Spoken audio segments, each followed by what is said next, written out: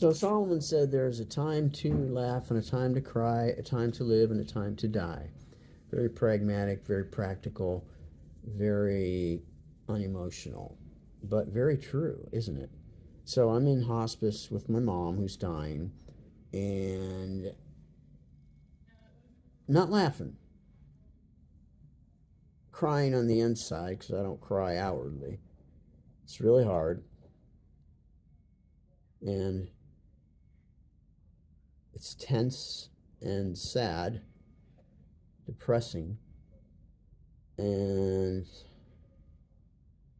relieving at the same time because we want mom to stop suffering. She's had a miserable life, so it's time for her to go and be with Jesus. But she's scared to go. She doesn't know what's going on up there. She's afraid of it, and nothing we say can ease that fear. So she's just going to have to go and find out that it's really awesome. So I suppose I could share a story because I would prefer to laugh than cry, and I think laughing in your pain is a protective factor and is good for you because somebody's going to die in our life no matter what we do, whether we laugh or cry. And I'm not saying deny your feelings, but I am saying in the midst of that suffering, you can alleviate and lift your spirit a little bit.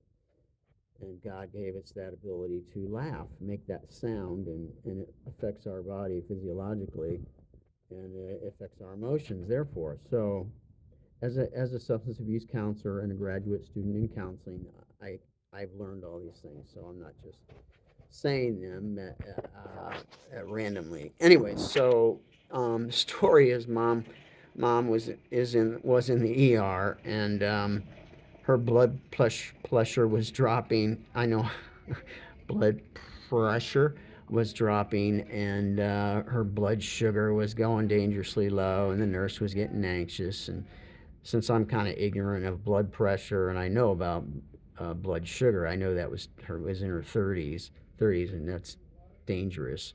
So, but I wasn't nervous because I didn't really know about blood pressure. So I asked her nurse, "Are you getting nervous?" She said, "Yeah, I don't like that blood pressure." So the doctor said we needed to do a blood test because she was bleeding internally, and they want to know make sure that was the case. So the nurse was trying to get her blood, and mom was going off on her and was trying to hit her and stuff, and I had to hold her arms by the wrists and keep her from hurting the nurse, which you don't really want to hit the nurse. She's trying to do good to you, even if she's going to cause you a little pain. So I said, Mom, she's just trying to take your blood. Just let her take your blood. They got to find out what's going on with you. No, no, I'm trying to hit her. Get away from me. Stop it. And and and as I'm talking to her, she says, "You're a fool. You're a fool, Paul."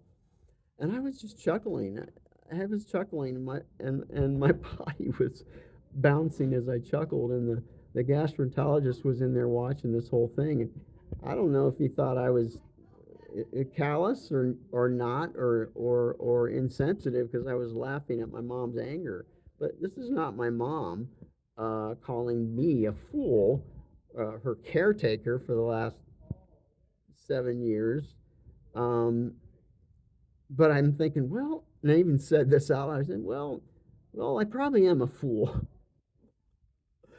So that was a moment of levity, and I hope that somehow brightens the gloom of the death of my mother, whom has been troubled all her life and miserable for years and years. So this is a blessing for her and for us, because as your family suffers, so you suffer, and it's not been easy.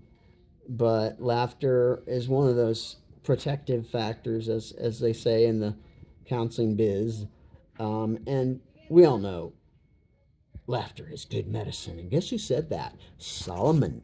Okay, take care and bless you.